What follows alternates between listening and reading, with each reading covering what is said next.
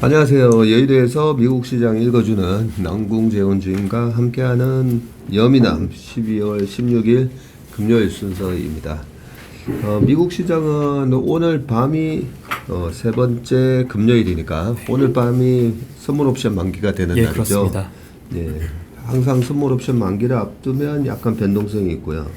FMC 회의 앞두고도 변동성이 항상 있는데 이번에는 FMC 회의 끝나고도 오히려 또 시장이 변동성이 커지는 그런 모습들이 지금 연출되고 있습니다.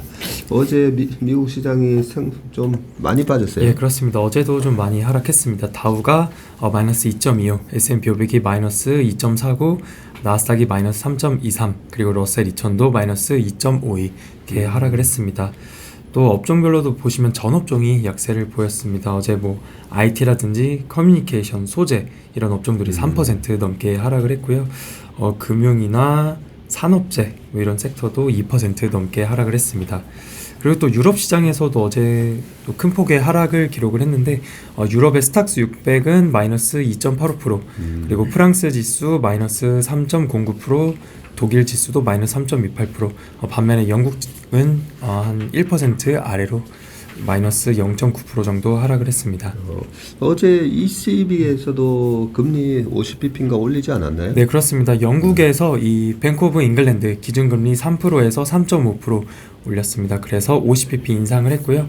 지난 11월 달에 75bp 인상을 했었고 작년 12월부터 계속적으로 9차례 연속 인상을 하고 있습니다.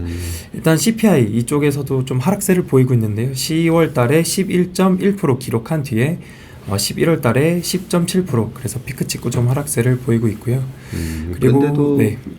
영국 CPI는 그렇게 크게 떨어지지 않네요. 11.1에서 뭐 0.4%포인트 떨어진 건데 여전히 10.7% 찍고 있고, ECB도 똑같이 금리 올린 거죠? 예, 그렇습니다. ECB 유럽중앙은행 이쪽에서도 기준금리 50bp 올리면서 2.5%가 되었습니다. 네. 앞서서 두 차례 75bp 인상을 했었고요. 네 차례 연속 인상을 하고 있고요.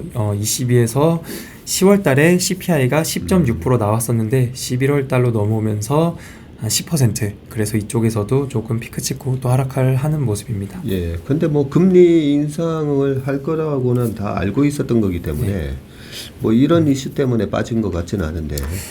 일단 제가 위에 뭐 그전에는 good is bad, bad is good 뭐 이렇게 경제 지표들을 해석을 했었는데 약간 시장에서 이제는 아니다, 진짜 안 좋은 거는 정말 안 좋은 거다 였던 것 같습니다. 그래서 어제 경제 지표들이 다 안 좋게 나왔고요. 고용도 좋게 나왔었고 말씀해 주신 것처럼 옵션 만기를 앞두고 좀 변동성이 컸었던 모습입니다. 그런데요, 그전에는 경제 지표가 좋게 나오면 금리 인상이 가속화될까봐 시장에는 배드 뉴스가 되고, 경제 지표가 안 좋게 나오면 오히려 금리 인상 속도를 늦출 수 있기 때문에 굿 뉴스가 되는 그런 모습이었었는데 지금은 좋게 나와도 빠지고 나쁘게 나와도 빠지고 그런 모습이네.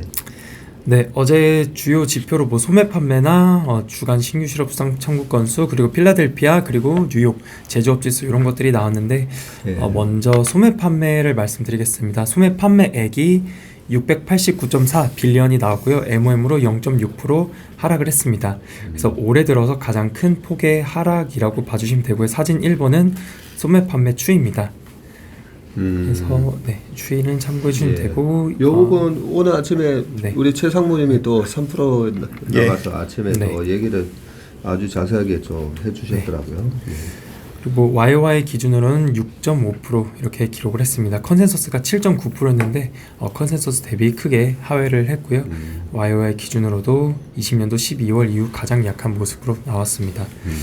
그 사진 2번은 소매 판매 카테고리인데요. 그냥 간단하게만 말씀드리면 카테고리가 13개가 있습니다. 이 13개 아래에 그 하부 자세한 내용들도 있는데 다 그냥 숨기기를 해놨고요. 그래서 빨간색으로 된 거는 이제 MOM으로 하락을 한 수치입니다. 그래서 총 13개 중에 9개의 항목들이 하락을 했는데 우측에는 그 비중을 함께 적어놨습니다. 간단하게는 이거 나누기 총 판매액입니다. 그래서 뭐 노란색으로 된 거는 이제 비중이 꽤 큰 거를 해놨는데 위에서부터 보시면 모터 비클 앤 파츠 자동차 관련된 게 18%로 비중이 가장 큽니다. 네. 그리고 이것도 MM으로 마이너스 2.3. 그리고 또 아래에서 보시면 뭐 제너럴 멀천다이스 스토어 뭐 기본 품목들인데 이것도 비중이 한 10%, 그 아래 넌스토어 리테일러스도 비중이 한 16% 이렇게 됩니다. 그래서 또 자세한 내용은 최일호 상무님께서 설명해 주실 거라서 좀 생략을 하도록 하겠습니다. 네. 근데 일단 월스트리트 저널에서 이 소매 판매 지표에 대해서 코멘트를 했는데요. 지난 3분기 실적 발표 시즌에서 월마트라든지 타겟이나 코스트코 이런 소매 판매 업체들이 소비자들의 지출이 변하고 있다라고 이미 언급을 했다라고 합니다. 그래서 식료품 등의 필수 소비재 같은 품목의 지출을 우선적으로 하고 있고 장난감이나 가구, 내구재 등의 기타 품목에 대한 지출은 줄이고 있다라고 했습니다. 그리고 이 소매 판매 보고서에는 여행이나 주택 공공시설 등의 이 서비스 지출은 포함이 되지 않아서 소비가 약간 서비스 쪽으로 또 이동을 할 수도 있다라는 내용들을 월스트리트 저널에서도 함께 보고를 해줬습니다. 네, 그리고 또 어제 발표된 주간 실업수당 청구 건수가 발표됐습니다. 21.1만 건으로 나왔고요. 컨센서스가 23만 건으로 되어 있었는데 이것을 하회했습니다. 그리고 사진 3번은 주간 실업수당 청구 건수 추이인데요. 파란색은 이 누적입니다. 사주 평균 그 계속 실업수당 청구 건수인데 이것을 보시면은 167.1만 건으로 뭐 누적에서는 큰 변화가 없어서 주간 단위로는 좀 하회는 했지만 약간의 계절적인 요인이 있을 수 있다라고 또 언급을 해줬었습니다. 네. 아까 소매 판매 보고서에서는 일단 서비스 지출은 포함이 안 된단 말이죠. 예, 그렇습니다. 네. 아무래도 리오프닝 되면서 이제 서비스 쪽의 소비가 좀 늘어나는 듯한 모습이고, 그게 알 수가 있는 게 서비스 업종은 고용이 좋았었잖아요, 그죠? 네. 그렇기 때문에 이 소매 판매만 봐서는 지금 전체 개인들의 소비 성향을 완전히 이제 다 파악하기는 좀 어려운 상황을 고려하시라는 그런 얘기를 방금 하셨네요. 네, 그리고 또 어제 발표된 것들이 있습니다. 그 12월 예비치입니다. 필라델피아 연온 제조업 지수가 마이너스 13.8, 컨센서스가 10이었는데 이것보다 더 안 좋게 나왔고요. 네. 지난달 마이너스 19.4 대비해서는 조금 개선된 걸로 나왔습니다. 개선됐지만 여전히 네, 마이너스 13.8이네요. 네, 그렇습니다. 네. 오. 그리고 또 뉴욕주 엠파이어 스테이트 제조업 지수인데요. 이것도 네. 12월달 예비치가 마이너스 11.2로 나왔는데 컨센서스가 마이너스 1이었고요. 네. 그리고 지난달이 4.5였습니다. 그래서 지난달 대비해서도 크게 안 좋은 모습이었고 컨센서스를 또 크게 하회하면서 약간 이 제조업 쪽에서 약간 좀 둔화되는 모습이 나왔습니다. 그래서 이런 말씀드렸던 경제 지표들이 다 컨센서스 대비 하회하고 좀 안 좋게 나오면서 어제 시장에서도 좀 충격이 있었다, 이렇게 평가를 하고 있습니다. 네. 그러니까 조금 이해가 되긴 되네요. 이 경제 지표들이 컨센보다 이제 안 좋게 나오기 시작을 했는데 어제 연준의 FOMC 회의에서는 네. 뭐 계속 그 체중 금리도 높은 수준 유지하고 아직까지는 데이터를 가지고는 여기서 우리가 금리 인상하는 거를 멈출 수 없다. 뭐 계속 원론적인 얘기를 하다 보니까 시장에서는 아니 이렇게 경제 데이터가 안 좋아지는데 그 최상무님 어제 그 기자들 질문에 그죠? 예. 네, 계속 고통 뭐 이런 게 경제적으로 힘들어지는 모습이 나오는데 그걸 인지하고 있냐 계속 질문을 했었어요. 예. 했는데 이제 원론적인 얘기만 하다 보니까 정말 이제 이렇게 경기의 침체의 전조전상들이 나타남에도 불구하고 그런 원론적인 입장을 고수하는 그런 모습 보니까 이제 그 최상무님 오늘 그 3프로에서도 말씀하셨지만 연준의 생각과 시장의 기대와 그죠? 괴리가 지금 많이 나 있는 상황이죠. 이 부분을 이제 연준이 언제 다시 한번 뭐 FOMC 회의 2월 1일 날 있는 FOMC 회의가 아니라 그 전에라도 그죠? 예. 무슨 스피치가 있으면 거기서 이제 좀 달래줄 필요가 좀 있을 것 같은데 일단 시장은 지금 그 괴리 때문에 빠지는 그런 모습을 보이고 있습니다. 네, 그리고 다음으로 사진 4번입니다. 여기 옵션 밸류라고 되어 있는 사진이고요. 블룸버그에서 기사를 따왔습니다. 일단 여기서 금요일 시장, 일단 오늘 밤 시장인데 옵션 만기를 앞두고 이번 주에 이 노미널 오픈 인터레스트, 이 명목 미결제 약정이라고 합니다. 네. 콜 포지션 뭐 이쪽인데 역대 최대 규모 수준까지 올라왔다고 합니다. 작년 12월 달에 8트릴리언까지 올라왔다가 요번에 이번 주에 뭐 CPI나 FOMC 발표가 있었잖아요. 그때 엄청 이런 걸 앞두고 약간 포지션 잡고 하는 것들이 엄청 많았었던 것 같습니다. 그래서 또 이런 것들이 시장의 변동성을 야기했다. 이렇게 블룸버그 쪽에서도 보도를 했습니다. 예, 지금 거의 사상 최대치까지 레코드 하이 근처까지 왔다고 하는데 이 레코드 하이가 언제 있었다고요? 작년 12월쯤에 있었다고 합니다. 아, 그래요? 네, 그때 작년 12월. 근데 작년 12월이면 한창 장이 좋을 때였었는데 올해 1월 초에 시장이 고점을 쳤는데 S&P 500 기준 말씀드리는 겁니다. 그런데 작년 12월 달에 요거는 조금 그 명목 금액 기준으로 풋콜의 미결제 약정이 사상 최대치를 작년 12월 달에 쳤다. 보통은 보통 우리가 그 빅스 인덱스 있잖아요. 그 피어 인덱스라고 하는 빅스 인덱스도 이 S&P 500을 기초 자산으로 하는 풋콜 옵션의 그 변동성을 이제 따온 거거든요. 그래서 빅스 인덱스가 올라가는 이유가 풋과 콜의 가격이 올라가서 가격이 올라간 것만큼을 뭘로 해석하냐면요. 이거 조금 어려운 내용이 나오는데 옵션 결정 모델이라고 그 유명한 블랙숄저 옵션 모델이라고 있습니다. 그 블랙숄저 옵션 모델에서 그 옵션의 가격을 결정하는 게 이제 지금 현재가 그리고 이제 행사 가격이 있죠. 그 행사 가격은 이제 우리가 10,000원에 팔 수 있는데 지금 지수가 8,000이다. 그러면 2,000만큼 위에서 팔 수 있으니까 풋옵션의 가격이 높아야 되잖아요. 그 가격 차이가 있고요. 그 가격 차이와 함께 금리가 영향을 좀 주고요. 그리고 이 금리는 이제 우리가 보통 선물의 이제 베이시스에도 금리가 이제 들어가는데 가장 크게 또 영향을 주는 게 바로 이 변동성입니다. 변동성에 대한 시장의 기대가 반영이 되면서 내일 급등할 거야, 급락할 거야. 이러면 이제 옵션에 대한 수요가 이제 많아지겠죠. 그렇게 해서 나온 옵션의 가격을 가지고 역산을 해서 변동성을 이제 끄집어내는 거거든요. 그게 이제 픽스 인덱스라고 보시면 되는데 작년 12월 달에 이 최고치를 명목금리가 최고치를 쳤다.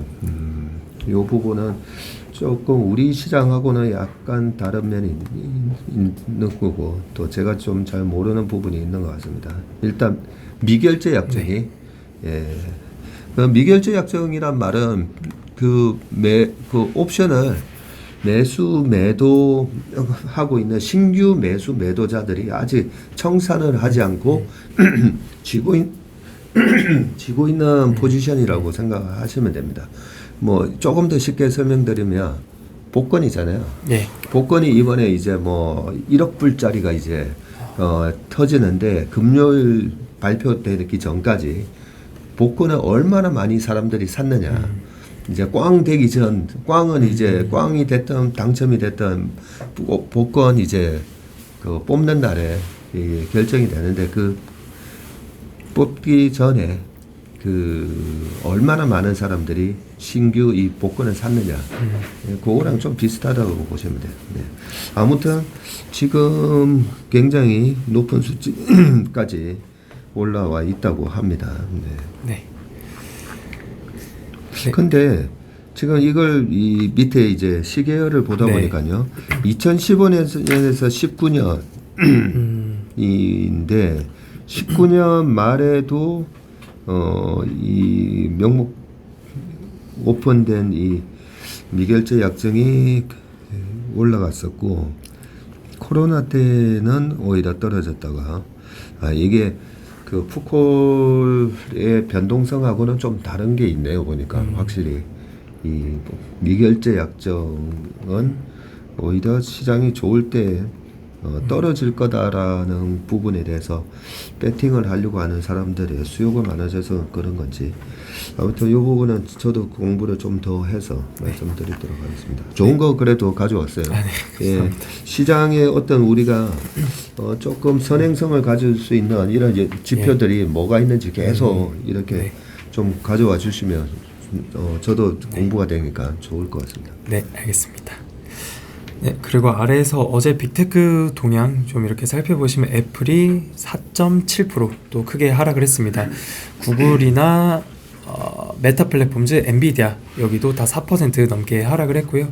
마이크로소프트가 마이너스 3.2, 아마존 마이너스 3.4 이렇게 크게 하락을 했고 특히 넷플릭스 이쪽에서도 마이너스 8.6% 크게 하락을 했습니다. 반면에 테슬라는 최근에 약세를 보이다가 어제는 강보합 수준으로 마감을 했고요. 네. 아래에서 좀 더 자세한 내용 말씀드리도록 하겠습니다.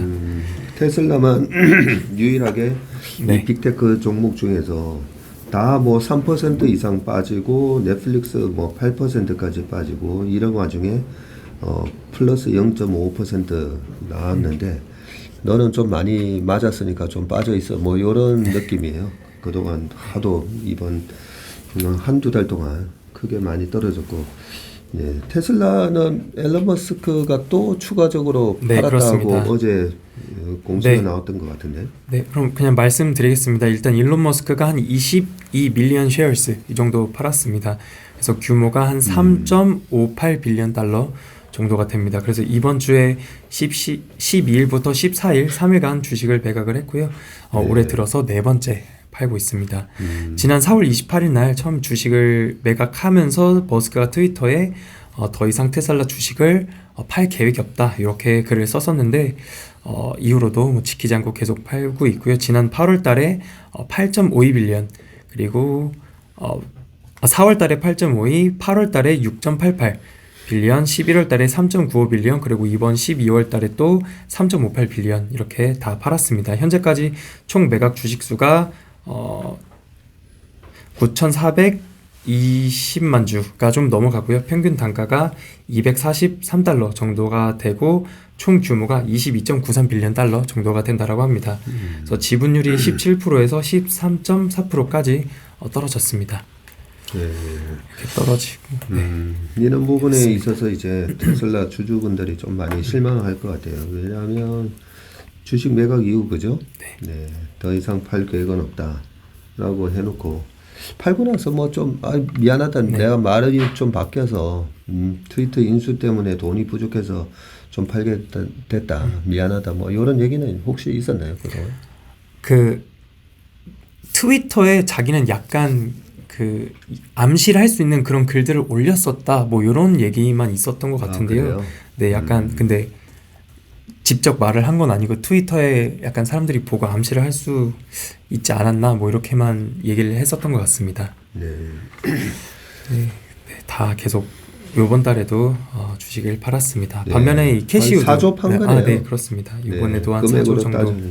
따지니까. 네, 총 규모로는 거의 한 30조 정도 판 것 같습니다. 그래요. 예, 22.93 그러면 빌리언. 트위터 인수 금액을 거의 다 이제 테슬라 주식 팔아서 마련을 했네요. 보니까. 예, 그렇습니다. 캐시우드는 무슨 얘기예요? 캐시우드는 주식을 더 샀습니다. 네, 테슬라 주식을 더 샀고요. 약 한 11.7 밀리언 달러 규모로 한 74,800주 정도를 아크 펀드에 더 샀습니다. 그렇군요. 네. 그리고 넷플릭스가 좀 전에 보니까 많이 빠졌던데 그거는 네. 어떤 이슈가 있었나요? 넷플릭스 어제 8.6% 정도 하락을 했습니다. 네. 이 최근에 광고형 구독 모델과 관련한 이슈인데요. 구독 모델이 좀 부진한 모습을 보이고 있다라는 소식이 있었습니다. 광고주들한테 보장되는 이 광고 시청률이 낮아서 광고주들이 다시 환불을 해달라라고 좀 요청을 하는 상황이라는 소식이 있었는데 넷플릭스는 예상 시청률 한 80% 정도만 달성을 했다라고 합니다. 그래서 연말을 앞두고 이런 광고주들이 이번 분기 안으로 약간 좀 빨리 환불을 해달라고 요청을 하기도 했다라고 하고요. 이런 것들이 내년 1분기까지도 이어질 수 있다라는 보도가 어제 나왔었습니다. 그래서 이런 것들 때문에 어제 8% 넘게 하락을 했습니다. 그렇군요. 저는 뭐 넷플릭스를 보지는 않지만 넷플릭스 의 주주분들은 넷플릭스 가입해가지고 좀 많이 봐줘야 되겠네요. 이 광고형 구독 모델이 이제 예전처럼 뭐 돈을 10불, 11불씩 내고 보는 게 아니라 좀 더 싸게 네, 광고 보면 공짜로 이제 볼 수 있는 것처럼 유튜브도 그렇잖아요. 그죠? 예. 예. 그렇군요. 네, 그리고 다음으로 이 부동산 이 건축 업체입니다. 그 홈빌더인데 레노라는 회사이고요. 어제 3.8% 올랐습니다. 실적이 잘 나왔는데 회계년도 22년 4분기 실적 발표를 했고요. 매출액은 10.17 빌리언으로 YY로 21% 증가를 했고 EPS는 5.02달러 기록하면서 매출액과 EPS 모두 컨센서스를 상회하는 실적을 발표를 했습니다. 총 이익률은 25%, 영업이익은 YY로 4% 증가를 했고요. 영업이익률은 18%를 기록을 했습니다. 4분기 이번에 주택 평균 가격이 48만 불 정도를 기록을 했고 주택 판매는 2만 채를 넘게 팔아서 YY로 13% 증가를 했다라고 합니다. 반면에 이 신규 주문은 13,200채 기록을 하면서 YY로 15% 감소를 했고요. 신규 주문 금액은 5.5빌리언, YY로 24% 감소를 했다라고 합니다. 그리고 또 수주 잔고는 18,869채, YY로 21% 감소를 했고요. 수주 잔고 금액도 8.7빌리언 나오면서 YY로 23% 감소를 했다라고 합니다. 그래서 신규 주문이나 수주 잔고가 YY로 대체로 한 20% 정도 감소를 했습니다. 예, 감소를 했는데도 주가가 3.78% 올라갔다는 말은 이제 컨센이 그렇게 감소를 할 거다라고 다 이미 인지하고 있었다는 얘기고요. 근데 컨센을 비트를 했단 말이죠. 네, 실적은 컨센서스보다 다 잘 나왔습니다. 그리고 가이던스도 뭐 그렇게 나빴던 것 같지 않은데요. 회계년도 내년 1분기인데 주택 평균 가격을 44만 불에서 45만 불 정도로 제시를 했고요. 그래요? 네, 조금 더 떨어지기는 합니다. 왜냐하면 이번 4분기에 48만 불 정도였으니까요. 그리고 GPM, 이 총 이익률은 21% 정도를 전망을 했고 신규 주문과 주택 판매 둘 다 동일한 1.2만에서 1.35만 채 정도로 제시를 했습니다. 근데 또 긍정적이었던 거는 바클레이즈 이쪽에서 투자 의견을 중립에서 매수로 상향 조정을 했고요. 목표가는 85달러에서 116달러로 상향 조정을 했습니다. 어제 종가가 거의 한 97달러 정도가 되거든요. 그래서 큰 규모를 뭐 활용해서 피어 경쟁사 대비해 GPM을 효과적으로 관리할 수 있고 건설 비용 절감 능력도 상대적으로 좀 유리하다라는 의견이었습니다. 또한 내년에 금리가 정점을 지나면서 주택 건설 업체들이 좀 더 좋은 환경에 놓이게 될 것으로 예상을 한다라는 코멘트가 있었습니다. 좀 의외네요. 이 내년도에 경기가 더 침체가 되고 그죠? 네. 고통이 따르고 뭐 지금 이런 얘기를 하면서 부동산 섹터 자체도 올해 지금 연초 이후로 26% 가까이 빠졌거든요. 빠졌는데 여기서 이 부동산 건축업체에 대해서 바클레이저가 그동안의 중립의 의견을 매수로 올렸다는 게 참 특이한 것 같습니다.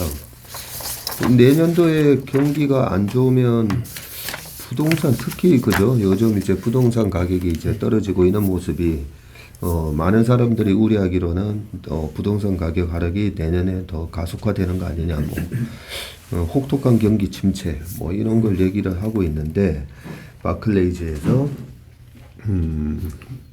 부동산 건축업체를 지금 매수로 투자 의견을 상향했다. 예. 이런 게 저는 솔직히 뭐 경제학자들이 경기 전망하는 것보다 이런 실제 그 지금 그 경제 주체로서 일을 하고 있는 부동산 건축업체에 대한 정말 디테일한 의견이잖아요, 그죠? 이런 게 뭐 좀 더 정확해 보이기는 한데 아무튼 우리가 좀 참고할 필요가 있는 것 같아요. 예, 참고로 말씀드리면 이제 미국 주택 시장에서 수요와 공급을 보면은 공급이 지금 부족한 상태에 놓여 있는데 주택 공급이요? 예, 주택 공급 상태인데 지금 금리가 계속 올라가다 보니까 주택 판매업자도 돈을 조달을 해서 주택을 지어야 되는데 굉장히 부담이 되고 또 주택을 사는 입장에서도 모기지금리 때문에 부담이 되잖아요. 네. 그래서 그 시계열로 이렇게 그려보면은 주택 판매업자들 이제 건설업체들 있잖아요. DR 호튼이나 이런 내너 예. 같은 업체들이 네. 모기지 금리에 상당히 민감한 반응을 보입니다. 그래서 최근에 그러겠네요. 이제 4.6% 이렇게 금리가 갔을 때는 네. 거의 박살이 났다가 네. 지금 거의 한 3.5% 밑으로 또 떨어졌잖아요. 네. 그러면서 이제 다시 힘을 받는 모습입니다. 그 DR 호텔은 예. 지금 연초 이후로 얼마 빠졌어요? 16% 빠졌습니다. 예. 16% 빠지고. 어제 조금 올라서 YTD로 14% 정도 그래? 이렇게 예. 예. 이게 구글이다 보니 약간 다를 수 있을 것 같습니다. 네. 네. 그러고 보니까 그 팬데믹 때는 뭐 집을 사고 팔고 할 것도 없으니까 집에 있으면서 집만 고쳤었잖아요. 예. 네. 그러면서 이제 집에서 이제 집 고치는 그 회사 이름이 뭐죠? 그 집 관련된 홈디포. 예, 예, 홈디포. 홈디포 같은 주식이 엄청 올랐었고 올해 작년 하반기부터 이제 집값이 올라가면서 리오프닝 이제 미국에서는 좀 빨리 시작되다 보니까 주택 가격도 이제 막 올라가려고 하는데 지금 금리가 확 올라가 버리고 원자재 가격이 급등하면서 이런 주택 건축 업체들도 원자재 가격이 급등하면서 이제 마진이 안 남다 보니까 그렇네요. 작년 연말에는 목재 뭐 이런 거 럼버 뭐 이런 것도 막 급등을 했었고 그래서 그때는 건축 업체들이 또 제대로 집을 짓기 힘들었다면 지금은 금리가 올라가면서 주택 수요를 또 죽여버렸잖아요. 예, 맞습니다. 근데 우리나라에도 그런 얘기 하잖아요. 뭐 우리나라에도 신규 주택이 공급돼야 되는 일정 물량, 뭐 20만 호, 30만 호는 항상 이제 수요가 있다고 하는데 최 장모님 얘기가 수요는 이제 높은데 지금 공급이 여러 가지 이유로 지금 못 쫓아오다 보니까 그렇게 생각하니까 이 부동산 건축업체에 대한 매수 의견이 이해가 좀 됩니다.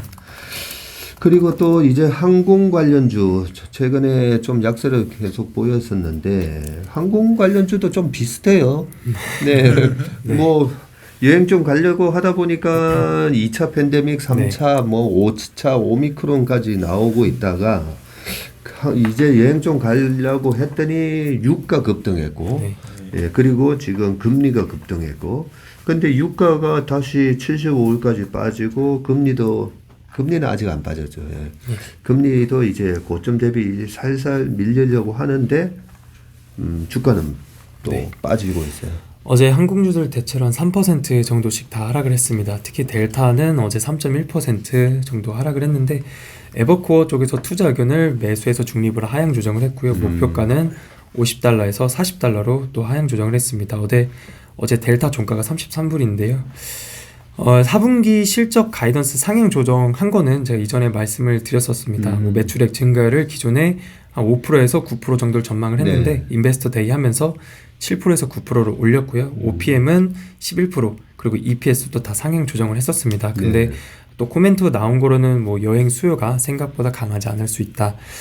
그리고 인플레이션이나 경기 침체 이런 것들을 얘기했고요. 또 제트블루라는 회사가 있습니다. 이쪽도 어제 한 3.6% 정도 하락을 했는데 이 회사도 뭐 최근에 실적 전망을 하향 조정을 했었다라고 하면서 이 회사도 뭐 여행 수요가 그렇게 좋지 않을 수 있다라는 좀 안 좋은 내용들이 좀 있었던 것 같습니다. 네. 이런 거 보면 이제 시장이 조금 이해가 돼요. 네. 금리도 떨어지고 유가도 떨어지고 그죠? 그런데 실업률은 생각만큼 아주 단단하다 보니까 사실은 여행 수요가 꺾이지 않을 것 같은데 주가만 이제 겁나서 꺾이는 거잖아요. 그죠? 향후 경기에 대한 불안감 때문에 이제 배드로 이제 생각이 되면서 그리고 태양광 관련주들은 또 약세를 보이네요. 좀 약세를 보였습니다. 최근에 뭐 태양광 관련주나 중국 주식들 계속 말씀을 드렸는데 태양광 관련주는 그래도 좀 잘 버텼었던 것 같습니다. 근데 어제 뭐 인페이즈 에너지 마이너스 5.6%, 썬런 같은 경우 마이너스 4.3%, 그리고 썬파워 마이너스 7.4%, 그리고 어레이 테크놀로지 쪽도 마이너스 한 6.7% 이렇게 다 하락을 했습니다. 그리고 뭐 나스닥 상장 중국 주식주들 여기도 어제 다 같이 하락을 했는데요. HXC 이게 마이너스 2.3 그리고 알리바바 마이너스 5.2% 그리고 그리고 핀두어도 마이너스 3.2%, 바이두 마이너스 4.6%, 빌리빌리가 마이너스 8.5%또 크게 하락을 했고요. 중국 전기차들도 어제 좀 약세를 보였고 반면에 비아디만 플러스 0.3% 정도 강박으로 마감을 했습니다. 네, 그렇군요. 네. 저희가 죄송합니다. 저희가 이제 예민함 시간에 자꾸만 이제 종목 하나 가지고 좀 얘기를 많이 하는 이유가 보통 이렇게 매수할 만한 이제 가격대, 네, 우리 최 장모님이 말씀해 주셨듯이 우리가 밸류에이션 체크를 하잖아요.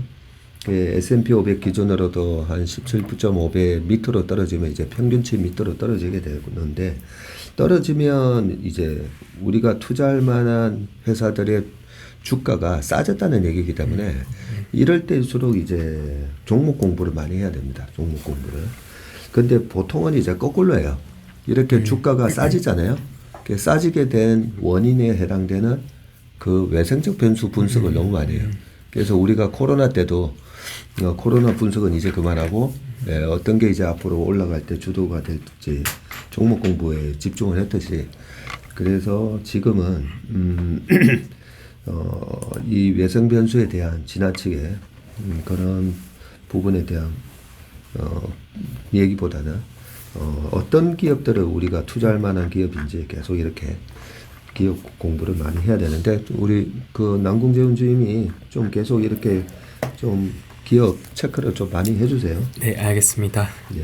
오늘 밤에 또 발표되는 주요한 경제 지표가 있네요. 네, 일단 오늘 밤에 알고는 넘어가야 되죠. 네. S&P 글로벌에서 발표를 해주는 제조업 PMI와 서비스업 PMI가 나옵니다. 근데 이게 12월 예비치이고요. 그래서 좀 참고하시면 될 것 같고, 유로존 쪽에서도 S&P 글로벌 제조업 PMI, 서비스업 PMI, 그리고 CPI와 코어 CPI 이런 것들이 발표가 됩니다. 그리고 앞서서 말씀드렸던 것처럼 그 필라델피아 연원 제조업 지수나 뉴욕 엠파이어 제조업 지수 이런 것들이 좀 안 좋게 나왔는데 제조업 쪽에서 약간의 좀 어떤 이슈가 있을지 이런 것 좀 참고하면 될 것 같습니다. 네. 그 국채 금리 늘 체크하는데, 국채 금리 어제도 10년물은 3bp 빠지고 2년물은 3bp 올라서 3.45, 3.24 네, 이러고 있고요. 한번 생각해 보시면 10년물이 4.2 정도 갔었었죠. 네. 그때 나스닥이 1080 갔고요. 지금 10년물이 3.5 정도 하니까 나스닥이 어제 많이 빠졌지만 1800 정도, 저점 대비 한 8% 정도 올라 있는 상황이고, 뭐 내년으로 가면 갈수록 일단 이제 금리는 또 정상화될 거고요. 유가는 이미 정상화됐고, 그죠? 환율도 정상화되고 이런 흐름이기 때문에 더 이상의 이제 어떤 금리 공포로 지금 주가가 많이 그동안에 빠졌지만, 계속 방금 말씀드렸듯이 어떤 기업들이 정상화, 여러 가지 상황들이 정상화됐을 때 올라갈 수 있는지 기업 공부를 좀 많이 하는 시간을 앞으로 또 가지도록 하겠습니다. 네. 네, 오늘 여민함 순서는 여기까지 하겠습니다. 남궁재훈 주임님 수고 많으셨고요. 네. 시청해 주셔서 고맙습니다. 감사합니다.